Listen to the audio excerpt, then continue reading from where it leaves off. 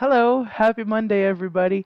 I just wanted to come here and give everyone the opportunity to join in some study that I have prepared a way to think about something that comes through for a tradition at this season.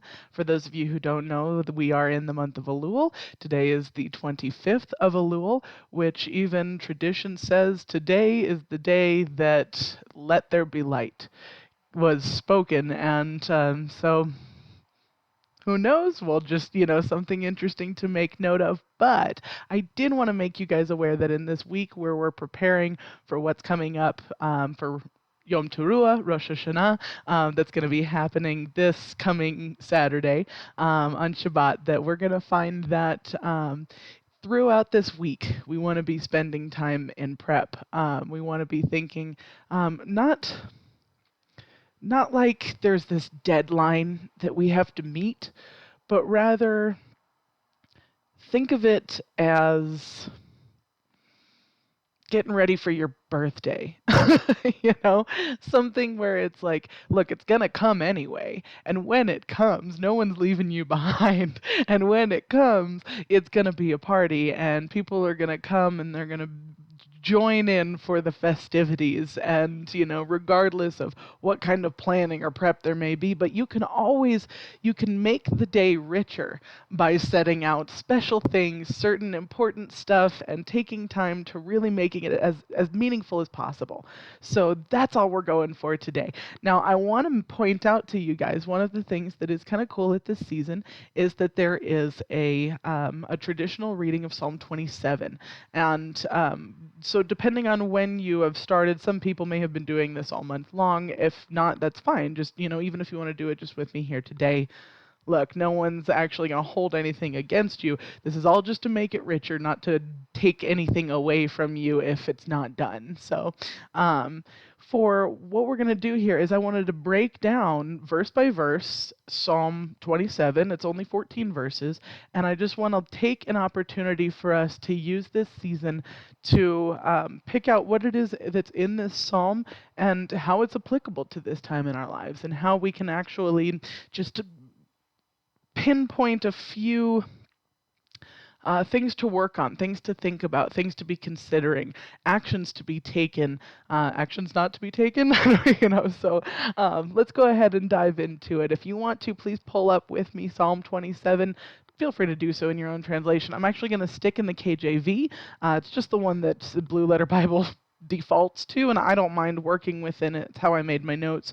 We're going to talk about Hebrew and things a little bit more, so translation's going to be one of its own little deals. So if you have any questions, feel free to let us know at the end of the video, but maybe we can open up a discussion for the rest of the week, and I would just encourage you to think about these things, take them with you to Tashlik, and just figure out how you can make this season just a little bit more special. So Verse 1, a psalm of David.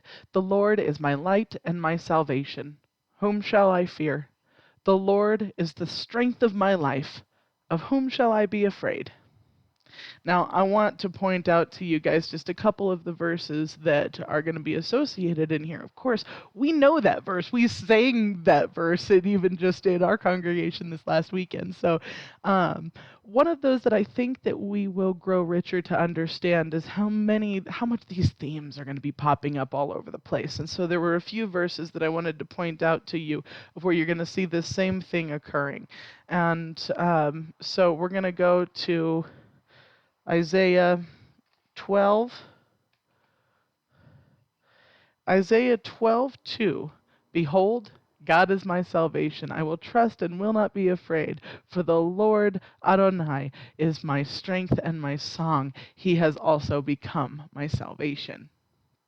We know that one. Behold, God is my salvation. So, another one that we want to hone in on that's going to be really rich for us at this time then is also going to be 2 Corinthians 12:9. Again, you guys might know these off the top of your head. If not, I'm going to read them for you. And he said unto me, My grace is sufficient for thee, and for my strength is made perfect in weakness. Most gladly, therefore, I will rather glory in my infirmities, that the power of Christ may rest upon me. Gosh, we forget that one, don't we? Um, when we take a moment, like Psalm 27 says, just to ask the question, who is it that I'm fearing here? The Lord is my strength. Of whom shall I be afraid? Well, I did also write even Psalm 56:4, Psalm 118:6, and Hebrews 13:6 in the references to say, what can flesh do to me? If God is for us, who shall be against us? Understand that this is something at this season where we're going to be crowning our King. And when he comes back with the sound of a trumpet blast, that shofar coming from the heavens, we're going to know him, and we're going to call him and coronate him and give that opportunity for Yeshua HaMashiach, Hu Adonai, to take on the next step of God's plan and just to be a part of it with him. So that's one of those where the just get excited at this season. It's something so fun to do. And so let's go ahead and keep reading some of these verses here and keep that in mind. The Lord is my light and my salvation. Whom shall I fear? The Lord is my strength, is the strength of my life. Of whom shall I be afraid? When the wicked, even mine enemies and my foes, come upon me to eat my flesh, they stumbled and fell. Though a host should encamp against me, my heart shall not fear. Though war should rise against me, in this I will be confident. I would encourage you all to do a study on where confident shows up in the scripture. A lot of people deal with a lot of anxiety these days and a lot of trouble, self-doubt, things like that. Do a study on confident because it is Christ wherein we find our confidence. And the fact that through his light, his salvation, his strength, we have nothing to fear on this earth. Nothing. God alone to be feared. Verse 4 was an interesting thing. One thing have I desired of the Lord, that I will seek after, that I may dwell in the house of the Lord and all the days of my life, to behold the beauty of the Lord and to inquire in his temple. Now this verse struck me because this is a psalm of David. Did David ever dwell in the house of the Lord? Did David get to behold the beauty of the Lord and inquire in his temple? No. Now, I think what is going to be so interesting to pull out this one, and I got to give credit to Nico for pulling this one out, but when we ask and petition God and pray to him and make requests of the God of this universe, we have to understand that he's got plans in place. He knows the desires of our hearts, and he is eager to be there with us in those, and he wants us to bring those requests to him. But let's not expect that they're going to look the way that we want them to look. Let's expect that God is faithful and that he is going to grant those promises in the way that is a true blessing.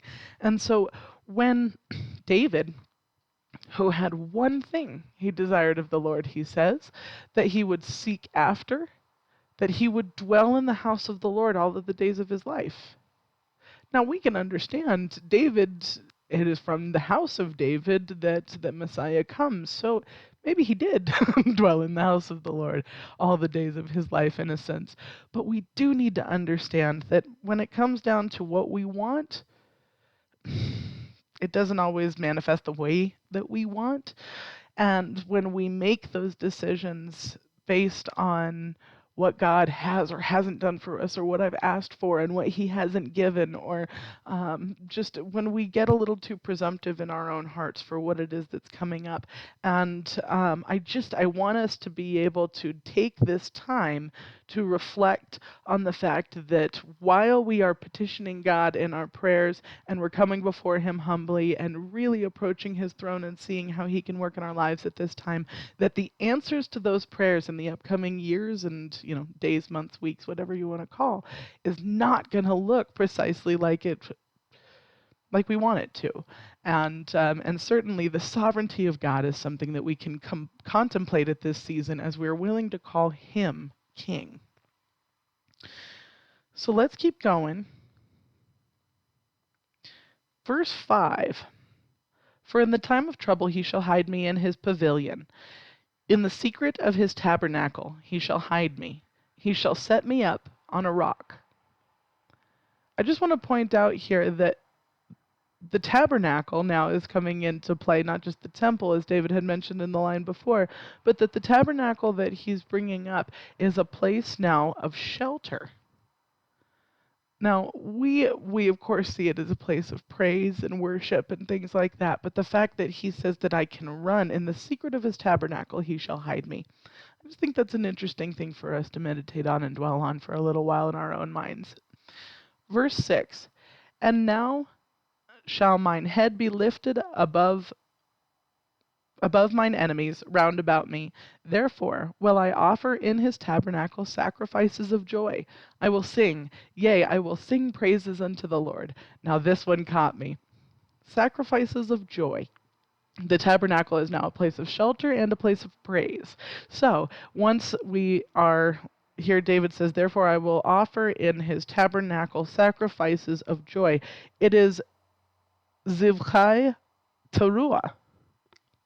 I thought that was pretty interesting. For those of you who don't know, Rosh Hashana is otherwise known as Yom Teruah. So that sacrifices of joy, and that's the thing. It's not just saying this isn't just a joyous sacrifice. Of course it is, but joy is the sacrifice. And that's what David says he's bringing in the tabernacle of God as his joy, as the sacrifice to the Lord. There's a very interesting thing to think about in that. So when the praises go up in the tabernacle and the shelter of praise, keep in mind, teruah, the word there, can be alarm, signal, sound of a tempest, shout of alarm or of joy. And so this is, I think, a really fascinating verse to hold on to for Yom Teruah. We could think of it as the day of shouting for joy. Isn't that cool? I love that. So, verse 7, hear, O Lord, when I cry with my voice, have mercy also upon me and answer me. Understand, God is a God who hears, he is a God who has mercy, and he is a God who answers. So when we move through this season and we make these prayers and these requests and we lay things down before him and we accept him as our God and we ask of him what he wants for our lives and how we can truly align with him, understand he hears you, he is gracious, and he's going to give you an answer one way or another. Just be willing to listen. Pray that you might have the ears to hear and the eyes to see. Verse 8, whence thou saidst, seek ye my face, my heart said unto thee, thy face, Lord, will I seek. Amen. Hide not thy face far from me. Put not thy servant away in anger. Thou hast been my help. Leave me not, neither forsake me, O God of my salvation. When my father and my mother forsake me, then the Lord will take me up. When we are faithless, he is faithful. When others have failed us, he will be our comforter. We take this season to recall our year and to think about the things that have gone well and the things that haven't. And as we recall the things of where we've hurt others and where others have hurt us so that we can forgive and be forgiven.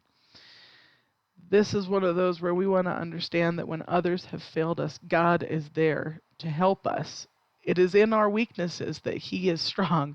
And so for the abundance of his Spirit to fill the gaps, make those acknowledgments of where you feel hurt, where you've been wounded, where you've been broken, and understand that you don't have to feel that way anymore because he is the one that is sufficient to raise you up in the midst of all of that, because regardless of who has broken you, he can heal you. Verse 11, teach me thy way, O Lord, and lead me in a plain path because of mine enemies. That's something I want us to understand. Take this season, take this time to learn. What are his paths? Lead me in a plain path because of mine enemies. Find out how he wants you to walk. I've long joked, for those who know the Monty Python bit of the Ministry of Silly Walks. That's one of those where if you can understand that, yeah, some of us walk really silly, and it might look really silly to the world, or there may be something that we're doing that is just one person's way of walking or another's, but find the way to walk on the Lord's paths. And maybe your walk looks a little bit silly, but he will direct your ways. So take the time to learn what it is that he wants from you right now. And sometimes that's nothing.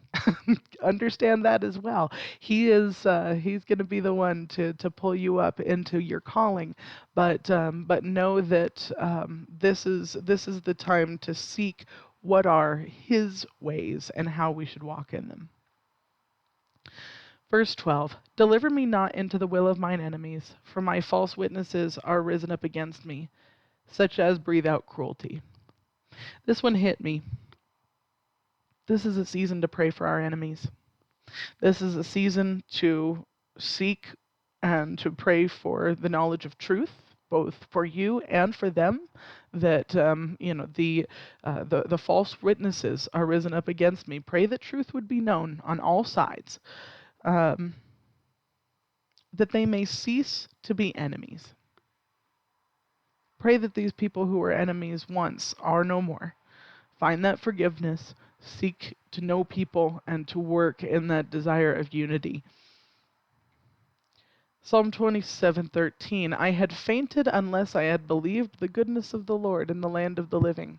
If you're curious, I did find some other verses that's for a whole different day and a whole different study. But if you want to look up more about the land of the living, you can check out Psalm 52:5, 56:13, 142:5, Job 33:30, Isaiah 38:11-19, Jeremiah 11:19, Ezekiel 26:20. I know I went fast. I trust you can just rewind the video.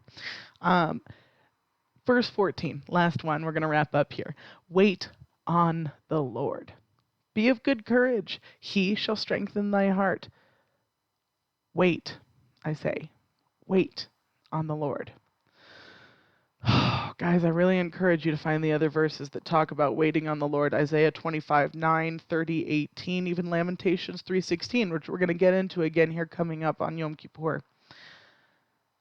Take this time to wait. Be patient. Ask for his spirit. Patience is a fruit of it, and something he can give to you. So just ask for him, wait for him, seek who he is, find out what he wants from you at this time, find what you need from him at this time, and how you might be able to work in that relationship, knowing that he has saved you already. So we are going to walk in a manner worthy of the calling with which we have been called, already raised up to a new life in Christ, and understanding that there is just something even greater that he has on the horizon for us now as part of his plan, and seeking the kingdom here on earth. And so as we reach this holy season, one that he himself has set apart ever since he hung the stars and the sun in the sky, and maybe even did so 5,781 years ago. So keep in mind that we're going to be moving forward in this season, just understanding who God is and what it is that he can do for our lives. So take this time for prayer, and I hope you all find this time for a season of growth. Shalom.